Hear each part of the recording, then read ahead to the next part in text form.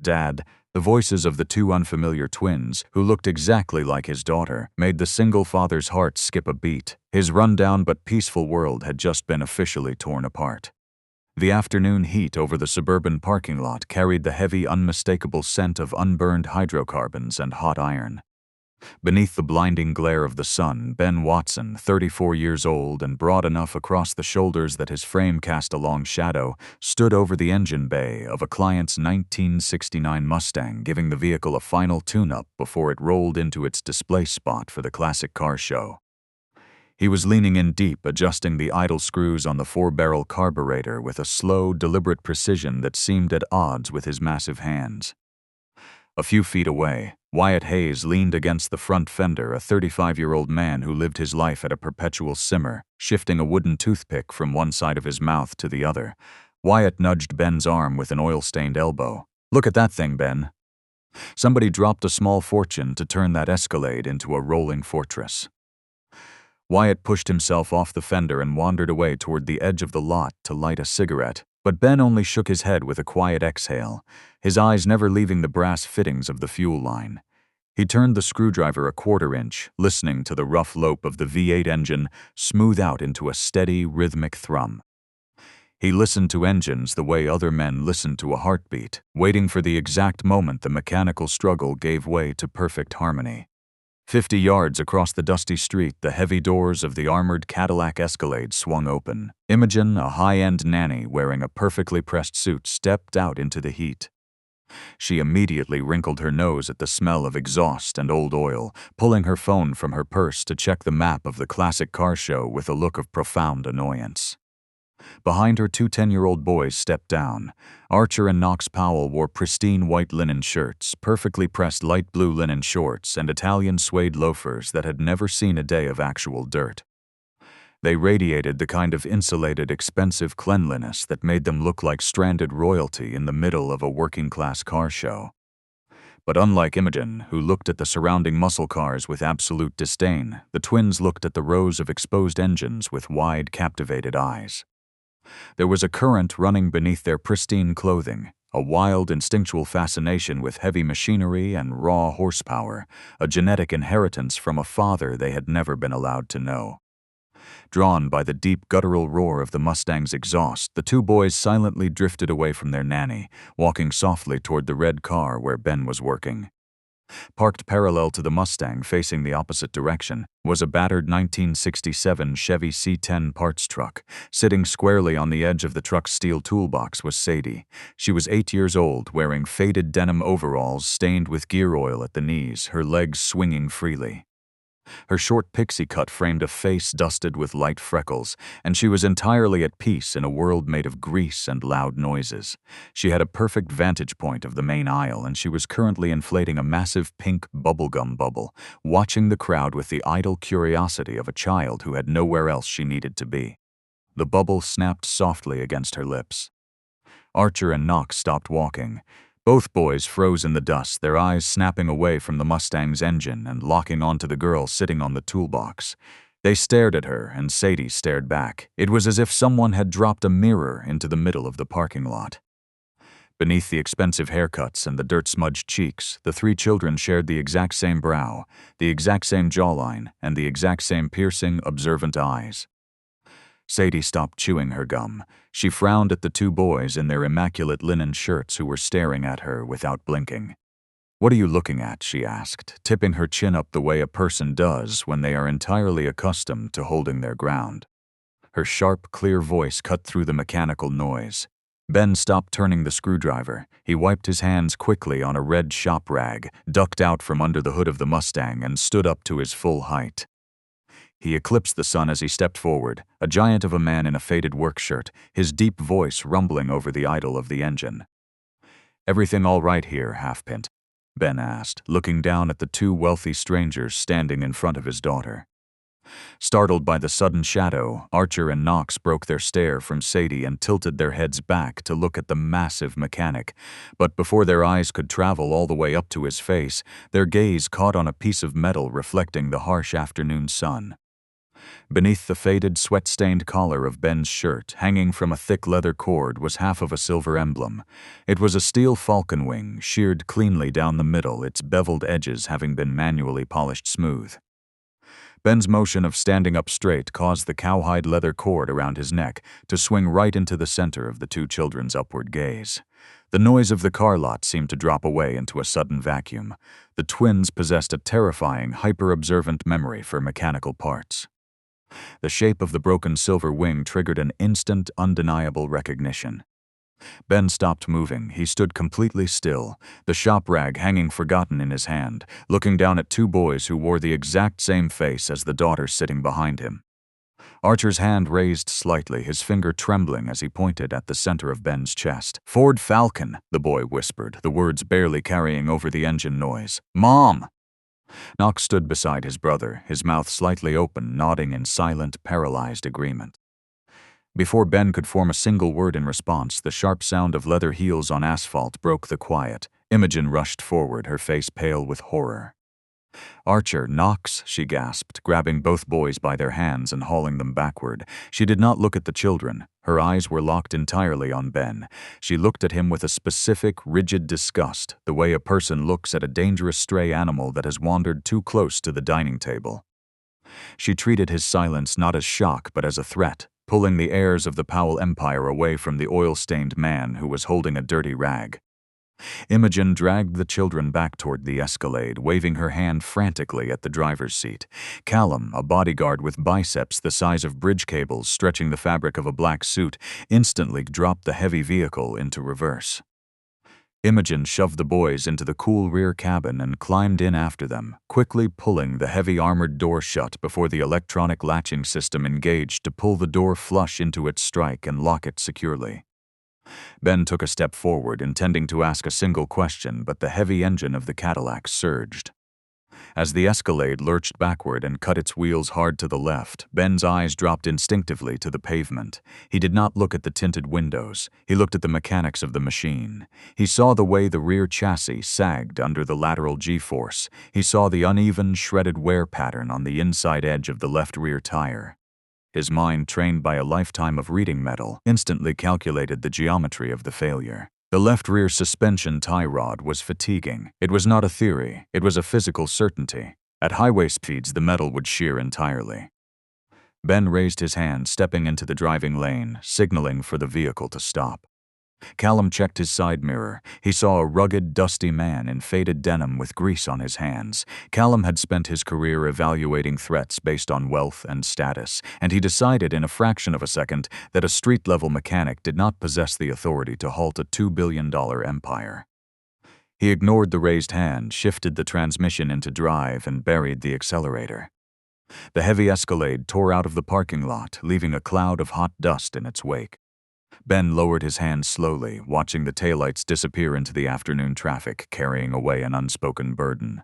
Two boys had just tilted his entire world off its axis. He stood in the settling dust, a quiet man holding a secret he had kept for 11 years. Ben turned back to his daughter.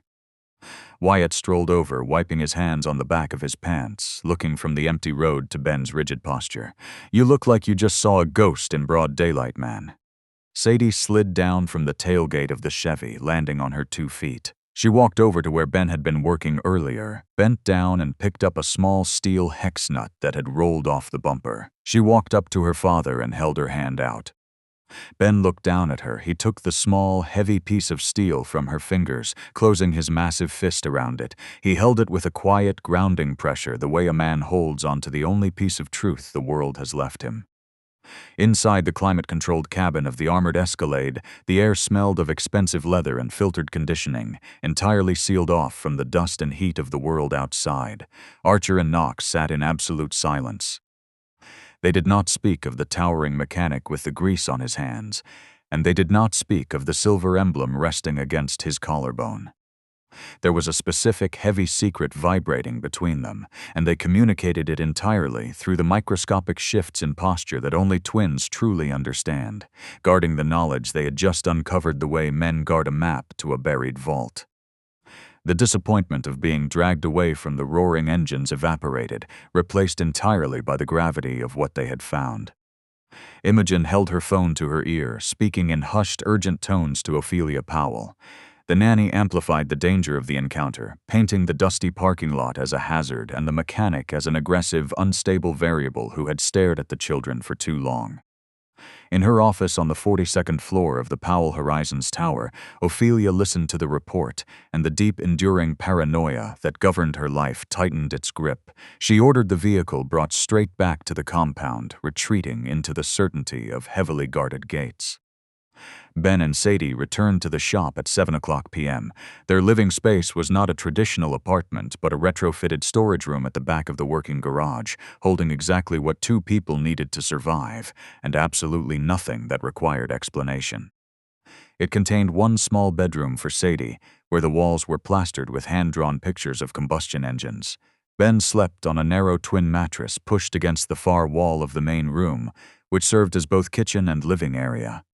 During the day, they covered his bed with a thick quilt patterned with interlocking gears and two solid orange throw pillows, instantly converting it into a sofa for the rare guest, maintaining a rigid, functional dignity over their cramped quarters.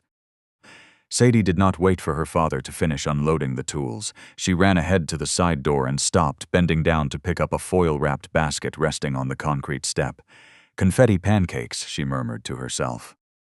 The basket had been left by Lorraine Foster, the 58-year-old owner of the fading diner across the street. Lorraine was a gruff, exhausted woman who allowed Ben to delay his rent during the slow months, acting as the warm, stable grandmother Sadie had never possessed. Ben had raised his daughter entirely alone since Adeline, her mother, walked out when Sadie was 3. He never spoke of the woman's absence, and Sadie never asked, both of them choosing to leave the space empty the way a person leaves a chair open for someone who is never coming back. That night, long after Sadie had gone to sleep, Ben sat at the kitchen counter and opened an old laptop that he had to keep constantly plugged in when using the name the nanny had shouted and the sharp, modern logo he had seen on the Escalade's tailgate. He began to search. It did not take long to find her. The screen loaded a high-resolution corporate portrait of Ophelia Powell, the fiercely private architect of a $2 billion armored vehicle empire. But Ben did not see the billionaire in the bespoke suit, and he did not see the cold, untouchable authority in her posture. He saw the terrified 23-year-old girl standing in the freezing rain beside a crumpled Ford Falcon 11 years ago. He saw Clara, the woman who had crashed into his life during a storm, stayed long enough to leave an imprint on his soul, and vanished before the morning sun hit the pavement. He stared at the screen until the battery warning flashed in the corner, the laptop acting up again. He knew he had to go to the tower. Not to demand recognition, and certainly not to claim a place in a life she had clearly built without considering him, but because the left rear suspension on that vehicle carrying 2 boys who shared his face was bearing a fatal flaw, and she needed to know before the metal finally snapped. At 2:00 p.m. the next day, Ben walked through the revolving glass doors of the Powell Horizons Tower. The lobby was a cathedral of brushed steel, seamless glass, and sound-dampening acoustic panels that swallowed the noise of the city. Ben stood in the center of it, wearing steel-toed boots, clean denim jeans, a rarely used button-down shirt, and a slightly faded driving jacket smelling faintly of solvent. He had tried to pick out his cleanest outfit, but it was still him, not trying to appear as anything other than his usual self. Yet he still looked like a heavy, foreign object introduced into a perfectly sterile environment. The receptionist stared at him for 3 full seconds before she remembered to ask for his name. He asked to see Ophelia Powell. A look of surprise and even a touch of annoyance was evident on the receptionist's face. Then she told him to go wait on a bench a few feet away. 5 minutes later, the polished doors of the executive elevator chimed and parted. The woman who stepped out was not Ophelia. It was Blythe, the executive assistant, walking with the brisk, calibrated efficiency of a woman whose time was measured in thousands of dollars per hour. Behind her walked Callum, the massive bodyguard in the black suit.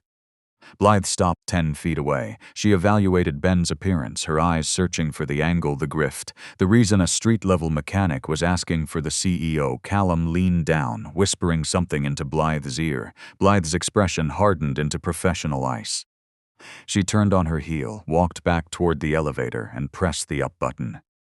Ben recognized the architecture of the rejection instantly. He knew they had assessed him by the dust on his boots and found him unworthy of an audience. As Callum stepped forward, Crossing his arms to form a physical barricade of dark wool and muscle, Ben did not attempt to push past him. He understood that Ophelia was not coming down. But the physics of a failing tie rod did not care about corporate hierarchy, and the lives of those two boys were currently riding on compromised steel. Ben raised his voice just enough to carry over the bodyguard's shoulder and cut through the pristine silence of the lobby. Check the left rear suspension tie rod on the armored Escalade. The lateral stress on a sharp turn is fatiguing the metal. It is going to shear. Ben's voice was deep but resonant, aimed at Blythe, who had already stepped inside the elevator. Blythe paused. Her finger hovered near the control panel. She looked back out at him, her brow furrowing slightly, registering the extreme clinical specificity of the warning, just before the heavy steel doors slid completely shut. Callum escorted Ben all the way out to the visitor parking garage, walking exactly one half-step behind him, radiating the kind of coiled tension that invited a physical altercation. Ben gave him nothing. He kept his hands loose at his sides, his jaw set, refusing to speak a single word to the man trying to intimidate him.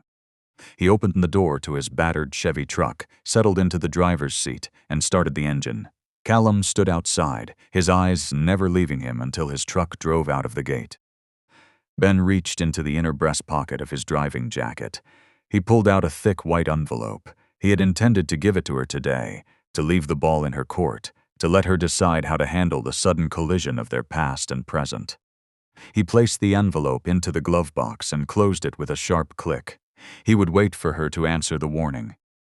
Ben spent the rest of the afternoon changing the oil in Mr. Harris's car and cleaning the shelving area, Wyatt's chore, but the guy had a reason to take the afternoon off to go on a date with a jade-eyed girl he'd just met. The fading afternoon sun stretched through the open bay doors of the garage, catching the suspended dust in long hazy ribbons. Ben was finishing the floors, dragging a heavy cotton mop across concrete heavily scarred by dropped wrenches and decades of spilled oil. The water in the industrial yellow bucket had already turned a dark, metallic gray. He worked with a steady, rhythmic motion, pushing the dirt toward the exterior drain, letting the physical labor clear the remaining adrenaline from his encounter at the corporate tower. Then Blythe walked into the shop. She offered a polite greeting, and Ben paused for a beat. He hadn't expected to see anyone from Ophelia's side this soon. A small flutter of joy danced in his heart. But then he froze as his eyes caught sight of the two men and one woman behind Blythe wearing immaculate, dark wool suits, their polished leather shoes stepping carefully over the oil stains. They definitely didn't look like they were there for afternoon tea. Ben leaned the wooden handle of the mop against the wall. He wiped his hands on a clean rag and waited, his massive frame perfectly still. The lead attorney, a man in an exquisitely tailored gray suit, unclasped a leather briefcase and withdrew a 50-page document. He set it onto the scarred metal of Ben's workbench with a hollow, authoritative thud. Beside the thick stack of paper, he placed a wire transfer agreement drafted for the sum of $3 million. Mr. Watson, the attorney said, his voice entirely devoid of inflection. This is a comprehensive non-disclosure agreement. It acknowledges that Ophelia Powell retains sole legal and physical custody of Archer and Knox Powell. It dictates that you voluntarily waive any right to interfere in their education, medical care, or residence, and that you commit to maintaining a physical distance of no less than 500 feet from the children, their mother, and any property owned by Powell Horizons. In exchange for your signature and your perpetual silence regarding the events of 11 years ago, the funds on that check will be yours. Ben looked at the check. He looked at the 50 pages of legal text designed to erase him from the lives of the two boys. He could now confirm with 100% certainty that Archer and Knox were his sons, even though he might have believed it before. The kids had his face, Sadie's face. They were family. The brief, foolish hope that Ophelia might have sent Blythe to open a dialogue vanished as quickly as the sun dipping behind the buildings across the street. He breathed out a long, heavy exhale of resignation, not bowing to power but from the disappointment that the sweet woman from 11 years ago had merely seen him as a passing fling. "Wait here," Ben said. He turned his back to the 4 corporate delegates and walked out into the fading light of the parking lot. He opened the door of his 1967 Chevy truck, reached into the glove box, and retrieved the white envelope he had placed there hours earlier. He closed the door, walked back into the garage, and stopped directly in front of Blythe. He held the envelope out to the executive assistant. Give this to her. I don't want her money and I don't need a payout to leave her alone. If she doesn't want me interfering with the life she built, I won't interfere. Take the check and go." Blythe took the envelope, her fingers brushing the thick paper. She looked from the unopened seal to the mechanic's face, her brow furrowing slightly, registering a profound disconnect between the profile of the opportunistic grifter she had been briefed on and the quiet, dignified man standing in front of her. "You should take the money, Mr. Watson," she said, her voice softening with a strange, hesitant empathy. "It would secure a very comfortable future for your daughter." Ben shook his head with a slow, definitive finality. It was then that the female attorney stepped forward, her heels clicking sharply against the concrete. She did not possess Blythe's hesitation. She looked at Ben with the predatory calculation of someone who understood exactly where to place the knife. "You misunderstand the nature of this visit," the woman said, her voice dropping to a low, lethal register. "If you ever attempt to disrupt Miss Powell's life in the future, we will not simply drown you in endless litigation until you are bankrupt from legal fees. We will purchase the debt of the diner across the street and foreclose on the elderly woman who runs it, which includes this very workshop. Your rent will triple. We stand here believing that you would rather keep a secret about two boys who aren't yours than risk losing the daughter who is, or bringing ruin to the well-meaning woman who shelters you." The silence that followed was absolute. Ben's jaw locked, the muscles in his forearms coiled, his hands curling slowly into heavy fists at his sides. The threat was not an exaggeration, it was a certainty. They possessed enough capital to destroy his world in an afternoon, and they had aimed all of that destructive power directly at Sadie, at their peaceful life, and at his only friends. He looked at the female attorney, his eyes carrying a dark, heavy weight, acknowledging the brutal efficiency of the tactic. He could not fight a $2 billion empire, and he would not gamble his daughter's safety to try. He picked up the pen from the workbench, turned to the final page of the document, and signed his name in sharp, aggressive strokes. The attorneys collected the paperwork and walked back toward the navigator, waiting for them outside. Blythe lingered for a fraction of a second. She watched Ben turn away, his broad shoulders slumped slightly under the weight of an invisible, crushing load, walking back toward the yellow bucket to resume mopping a floor that was already clean. She slid the white envelope into her folio, climbed into the back of the SUV, and closed the door. As the vehicle merged onto the highway, Blythe pulled her phone from her pocket. The image of the mechanic shouting his highly specific warning as the elevator doors closed refused to leave her mind. She dialed Callum's secure line. "Take the boys' Escalade down to the company shop," Blythe ordered, her voice tight. "Have the engineering team run a full diagnostic on the left rear suspension tie rod. I want it on a lift tonight." Callum sighed heavily through the speaker. "It's a good vehicle, Blythe. You're letting that grease-stained maniac dictate our security protocols because he wants attention." "I do not care what he wants," Blythe said, cutting him off with a sharp, absolute authority. "It is the vehicle that carries the heirs of this company. Put it on a lift, and until the engineering team clears it, pull a different car from the fleet." Callum muttered a begrudging acknowledgement, and the line went dead. 20 miles away, inside the executive suite of the Powell Horizons Tower, Ophelia sat alone in the quiet hum of the climate-controlled air. She had not gone home in 2 days. She sat at her massive oak desk, her eyes fixed on a secondary monitor displaying the live security feeds of her estate. She watched the grainy black-and-white images of Archer and Knox sitting in the library, drawing in their sketchpads. She was hiding from them, paralyzed by the certainty that her highly intelligent sons had recognized the mechanic, and entirely unsure of how to look them in the eye and continue the lie. She could not let them know the truth. The father they idealized in their imaginations had to remain a mystery, because the alternative, a man who lived in a dusty garage with oil under his fingernails, would shatter the pristine legacy she was trying to build for them. The heavy door to the office clicked open. Blythe stepped inside, carrying the leather folio. She did not speak immediately. She crossed the wide expanse of the carpet and placed the thick, white envelope directly in the center of Ophelia's desk. "He signed the agreement," Blythe said quietly. "He refused the money. He asked me to give this to you, and he promised he would not bother you or the boys again." Ophelia stared at the envelope. In the bottom left corner, pressed lightly into the white paper, was the faint, unmistakable smudge of a thumbprint rendered in motor oil. It carried the scent of a storm from 11 years ago, a physical artifact from a past she had spent a decade trying to outrun. Her heart hammered against her ribs, a sudden terrifying spike of adrenaline. She nodded once, dismissing her assistant without looking up. "Thank you, Blythe. Go home." When the door clicked shut, Ophelia picked up the envelope. She held it for a long moment, tracing the edge of the paper, feeling the weight of whatever truth the mechanic had chosen to send her, but the fear of what it might contain, a demand, a confession, a claim on the children she guarded so fiercely, was stronger than her curiosity. She opened the top drawer of her desk, dropped the sealed envelope inside, and turned the silver key until it locked with a heavy, definitive click. The executive boardroom on the 42nd floor of the Powell Horizons Tower was designed to project absolute control, featuring seamless acoustic glass and a 20-foot mahogany table that currently held exactly 0 answers. At noon on Thursday, the air in the room was thick with a specific, highly compensated panic. 6 department heads and 4 senior engineers sat in rigid ergonomic chairs looking at the digital projection on the far wall the way a ship's crew looks at a catastrophic breach in the hull. Standing at the head of the table was the lead chassis engineer, 58 years old, who had spent his entire morning staring at physical evidence that contradicted his computer simulations.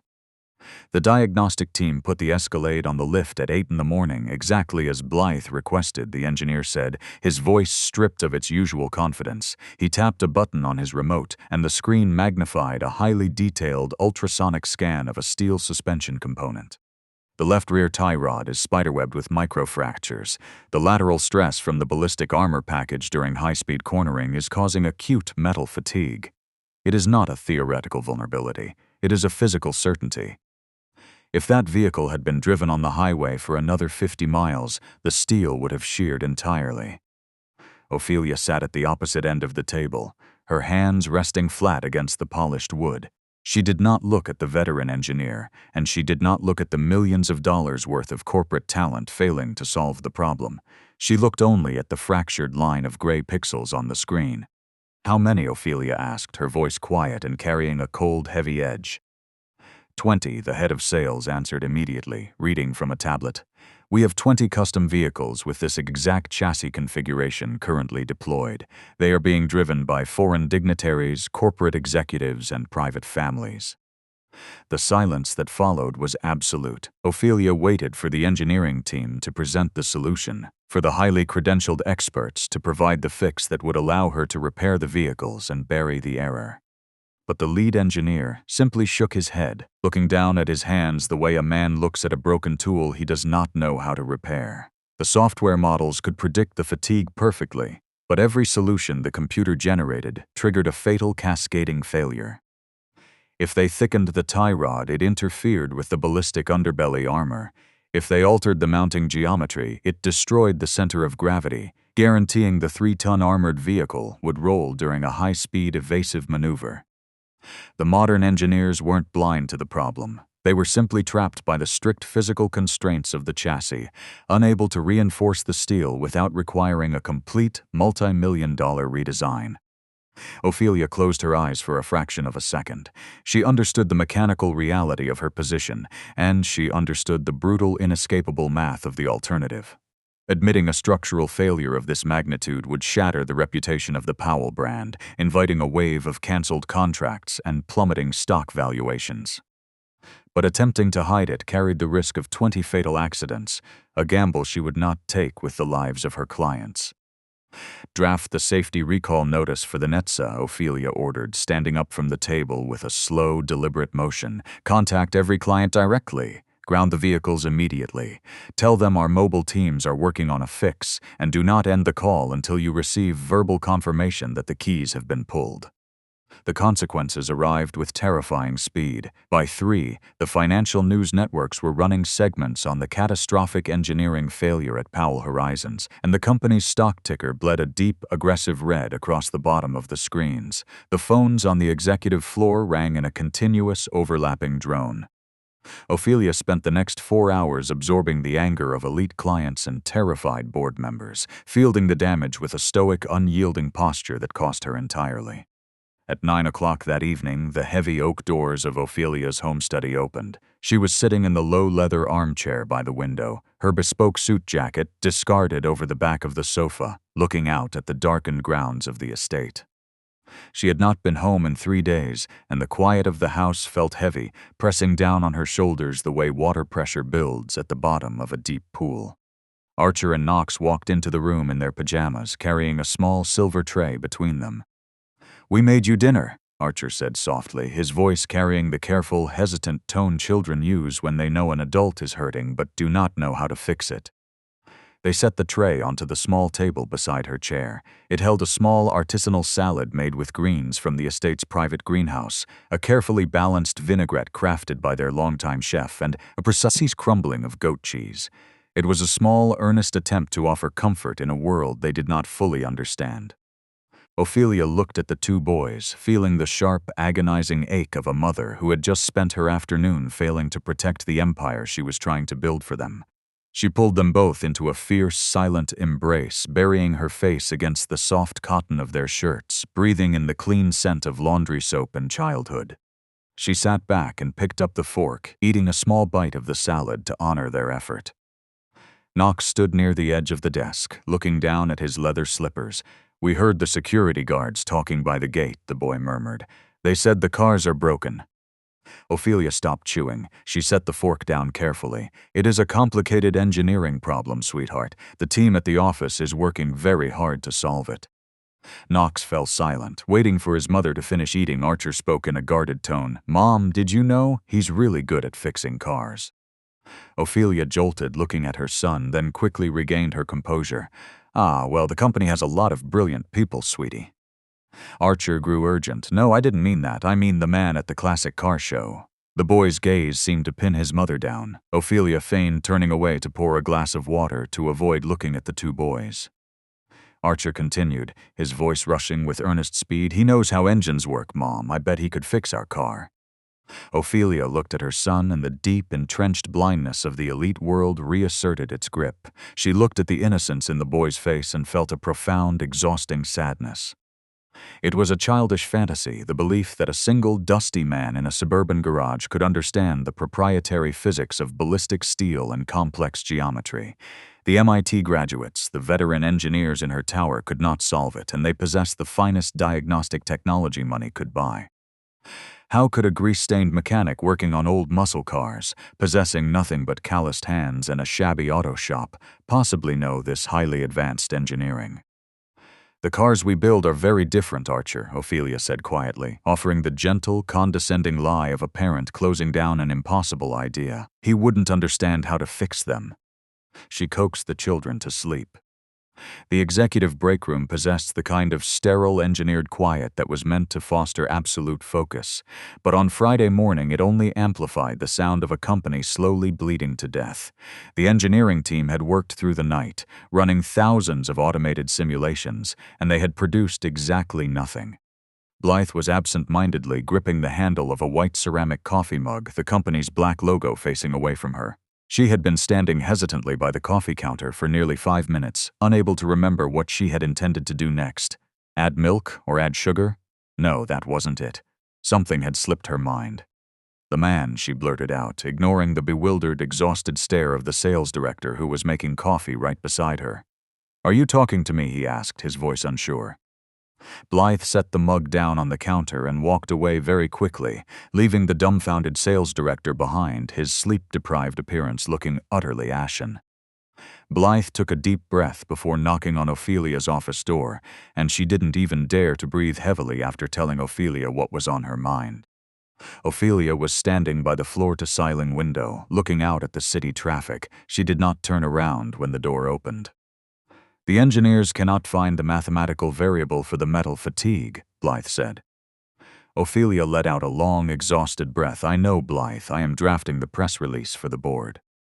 "He did not touch the car, Ophelia," Blythe said, stepping further into the room. Ophelia finally turned, her brow furrowing in confusion. "Who?" "The mechanic." Blythe said, her voice carrying a quiet, unyielding force. "He was the one who spotted the flaw.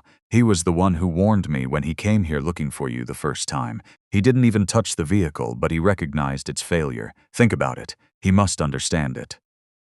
Ophelia looked at her assistant, the elite certainty that governed her life warring against the desperate reality of her collapsing company. "He is a man who changes oil in a suburban garage, Blythe. It is a childish fantasy to believe he holds the answer to a proprietary engineering failure." The silence in the office stretched out, heavy and absolute. Ophelia stared at the woman who had served as her most trusted advisor for years, recognizing the absolute conviction in Blythe's eyes. 10 minutes later, they were in the back of the Navigator, driving toward the suburbs. But when the SUV pulled up to the edge of the cracked asphalt lot, the massive corrugated steel bay doors of the garage were pulled down and secured with heavy brass padlocks. The shop was entirely closed. Blythe crossed the street to Lorraine's Blue Plate Diner to ask about the situation. The diner was aged and empty of customers. Lorraine was wiping down the counter with a stern expression. Blythe asked about Ben and was met with a rather displeased attitude when Lorraine realized she wasn't a customer looking to get a car fixed, but was just looking for Ben for some personal matter she wouldn't clearly disclose. Lorraine didn't like women hovering around Ben. After all, her impression of the wife who abandoned little Sadie to hit the road with some playboy made her believe Ben had terrible taste in women, and to prevent Ben and Sadie from getting hurt any further, it was best if he just stayed single. But Blythe had barely been taken aback by Lorraine's attitude for 10 seconds when a tall guy with long sun-bleached blonde hair, smelling of motor oil, sporting a radiant smile and chewing on a toothpick, eagerly stepped forward. He had been sitting at the bar the whole time. Wyatt enthusiastically invited Blythe to sit down and introduced himself as Ben's best friend. He informed her that Ben had taken Sadie fishing, which according to Wyatt was highly unusual, closing the shop abruptly on a weekday afternoon for the two of them to go on a picnic alone.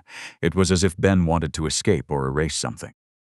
Ever since he came back from that classic car show, he hadn't been normal, Wyatt muttered in conclusion. Blythe said goodbye to Wyatt with a promise to stop by the shop for tea sometime and returned to the car where Ophelia was waiting inside. Ophelia sat in the back of the Navigator, listening to her assistant relay the information, feeling a sudden, crushing weight settle into her chest. She had sent lawyers to threaten his daughter. She had built a wall of money and legal force to keep him entirely out of her world, and he had simply accepted it, walking away into the quiet of his own life, leaving her to the ruin of hers. Returning to the office, Ophelia tiredly looked over the negative reports that had been sent in. Her shoulders slumped under the pressure. Her throat was parched. Never before, since the day she took over the company following her father's death, had things been this difficult.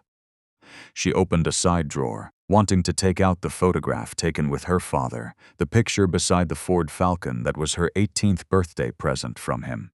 She had even personally designed some custom parts to make the car one of a kind, only for her to be the one who crashed it into a large tree, smashing it to pieces on that rainy, windy night 11 years ago.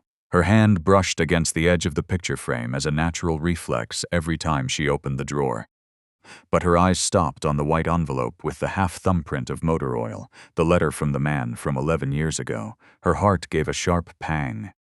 A wave of nervousness rose within her. She picked up the envelope, gazing at it. Unconsciously, she inhaled its scent, the smell of paper, the smell of motor oil, the warm, familiar scent from that stormy night. She opened the envelope, surprised to see a hand-drawn schematic and meticulous annotations regarding the armored vehicle's flaw, a technical failure that her team of experts still couldn't find an adequate solution for after 48 hours, let alone the months spent searching for options with the new design model. Now it was laid out by an ordinary mechanic, with a few words written at the bottom of the page. To Clara, tears rolled down Ophelia's cheeks. He still remembered. She was still Clara in his heart. But was he really just an ordinary mechanic like she had always thought? Why did he know these high-level engineering techniques? At the bottom of the page, beneath the final equation that would save her company from total collapse, were words written in a softer, slightly trembling script. To Clara. Ophelia pressed her hand against her mouth, a sudden, ragged sob breaking the quiet of the office. The tears spilled over her lashes, hot and entirely uncontained, dropping onto the pristine surface of her desk he had remembered. Across 11 years of silence, across the brutal divide of wealth and class, he had looked at the cold, untouchable billionaire who had just threatened to destroy his family, and he had seen the terrified girl in the rain. 10 minutes later, Ophelia laid the paper flat onto the massive mahogany table in the boardroom. The lead engineer looked at the hand-drawn schematic, his eyes tracking the math, tracing the forgotten limits of the steel. The color drained from his face as he realized the absolute humiliating truth of the solution. It took them less than an hour to design the physical brace based on Ben's drawing. It took them less than a month to deploy the mobile teams to weld the fix onto every vehicle in the field. The crisis was stopped, the stocks stabilized, and the clients were secured, all held together by the quiet grace of a man who was still diligently tending to his suburban auto shop and a peaceful life for his 8-year-old daughter, entirely unseen. It turned out that Ben's grandfather, Arthur Artie Watson, was the true soul of the early Powell mechanical shop. He was the one who had calculated the core load-bearing parameters of that chassis platform. The mistake made by Ophelia's modern engineering team was approaching it like a software algorithm. When the new ballistic armor added immense weight, the computers tried to solve the lateral stress by making the suspension increasingly rigid. But Ben, a man who grew up reading his grandfather's oil-smudged notebooks, knew that Arthur's original chassis design possessed a mechanical breathing room. The MIT engineers had treated this inherent flexibility as a variable to be locked down. Ben's hand-drawn schematic didn't try to fight the G-force with thicker steel. It introduced a dynamic geometric brace that allowed the suspension to safely flex and absorb the kinetic energy. It was a masterpiece of analog engineering, a piece of mechanical harmony that his grandfather had not had the time to optimize before he died. Ben Watson was the bloodline of the company's engineering. He was the institutional memory the corporate tower had forgotten, and he had given them the cure for absolutely nothing. The Powell family's luxurious leather photo album was open on the table, and Archer was enthusiastically presenting the photographs. "Here it is. This is Mom's old Ford Falcon." His voice rang with excitement. He looked up, a sly, mischievous gleam in his eyes. "Do you want to know a secret about me and Knox, Dad?" Ben offered a slow, amused nod, leaning in to listen. Taking that as his cue, Archer immediately dove into the tale. Archer rambled on for a solid 15 minutes, his retelling occasionally a bit jumbled as he eagerly tried to lay out all the clues for his dad. When the boy finally let out a massive, triumphant exhale at the end of his tale, Ben almost laughed. He pieced together that the whole ordeal had started on a night in June of last year. Knox couldn't sleep because Archer had pulled a foolish prank by sneaking the wig out of Mrs. Myers's bedroom. She was their elderly nanny who retired at the end of that month. Mrs. Myers was balding at the crown and frequently used various wigs to maintain a decent appearance. After her retirement, she was going to attend her niece's wedding, and she had invested in a very edgy hairpiece. Archer, being an energetic, mischievous 9-year-old, had accidentally spotted the new wig resting neatly on a plastic mannequin head when he went into her room looking for her. The boy believed that simply wearing it backward and draping a white bedsheet over himself would be enough to scare Knox into wetting his pants. And he was right. That night, Knox got out of bed and went looking for his mother. The house was quiet, but the door to her study was slightly ajar and the light was on. As Knox stepped up to the narrow gap, just wide enough for a child to peer through, he saw his mother kneeling on the floor, facing the bookshelf, crying.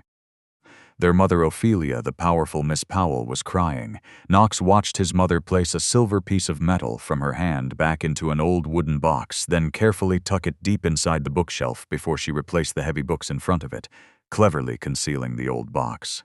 Knox jolted backward when his mother turned to stand up. He crouched low, quietly crawled past the wall beside the doorway and made his way back to his bedroom as silently as he could. Knox woke Archer up and told his brother everything.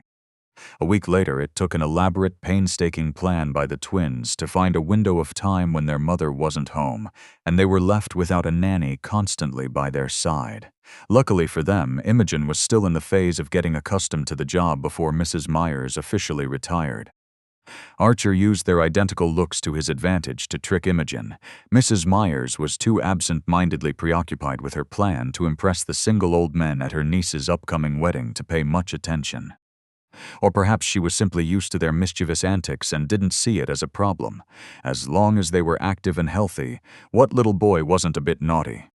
That was her perspective. Imogen was entirely distracted, scrambling to fetch clean clothes for Archer, who kept deliberately dirtying himself. He first spilled strawberry juice, then somehow smeared a whole slice of frosted cake in a long streak from his shirt down to his pants. Later, he claimed a stomachache and dashed into the bathroom, only to sprint around to the garden, come back into the house, and declare himself to be Knox returning from catching bugs. While she was occupied with this chaos, Knox successfully snuck into his mother's study and inspected the item inside the box.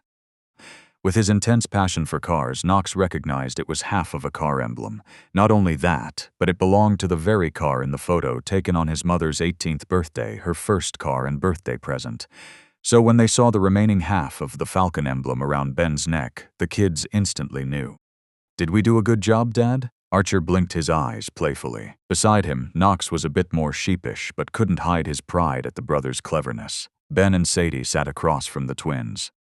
Sadie still wasn't used to having two older brothers who looked so identical, so she was much quieter than usual, just intently scooping spoonfuls of chocolate ice cream from her cup, occasionally looking up at her dad with a secret smile. Ben was vaguely watching the three children who shared his exact face, laughing and feeding each other ice cream, when the woman he once knew as Clara pushed open the door of Lorraine's blue plate and walked in. Ophelia's powerful presence now was a stark contrast to the 23-year-old girl running away from a politically arranged marriage all those years ago. Looking at her, he was instantly pulled back to that stormy night, the crumpled Ford Falcon, and the way a girl named Clara had crashed into his life only to vanish before morning. She stopped at the edge of the booth. First, she looked at Archer and Knox, who offered the slightly guilty, intensely proud smiles of boys who had just solved a puzzle the adults had failed to fix. Then she turned her attention to the 8-year-old girl sitting quietly beside Ben. From her leather tote bag, Ophelia carefully extracted a heavy, intricately machined metal model of a V8 engine. She set it gently onto the Formica table, right in front of Sadie. Archer's eyes widened and he nudged his brother. "That's the one from her home office," he whispered, a mix of awe and mild jealousy in his tone. "She never lets us play with it." Ophelia offered Sadie a warm, grounding smile. "I heard there's a brilliant young mechanic at this table. I thought this might belong in your hands now." Sadie's eyes lit up. She reached out to trace the tiny, perfect steel cylinders, then looked up, offering the formidable CEO a bright, genuine smile. Only then did Ophelia lift her gaze to Ben. She saw the dust on his canvas jacket, the grease stained deeply into the lines of his palms, and the silver falcon wing resting against his collarbone. "Hello, Ben," she said, her voice carrying a slight tremor but remaining entirely steady. He offered a single, slow nod. Shifting his heavy ceramic mug to the side in a quiet, slightly hesitant gesture, he motioned toward the empty vinyl seat across from him, waiting for the woman who had run for 11 years to finally sit down. In a way, our lives are a lot like that heavy armored Escalade speeding down the highway. When the pressure of work, family, or society hits us, our natural instinct is to tense up and become rigid, just like how the computers programmed that suspension. So here is a question for you. When life takes a sharp, dangerous turn, are you forcing yourself to stay rigid and risking your own mental fatigue? Or have you given yourself a breathing room, a way to flex, absorb the shock, and overcome it? Let us know in the comments. What is your breathing room? Is it a small hobby like Ben working on his cars? A friend who's always there to listen? Or maybe it's the courage to face your past, just like Ophelia stepping into that diner,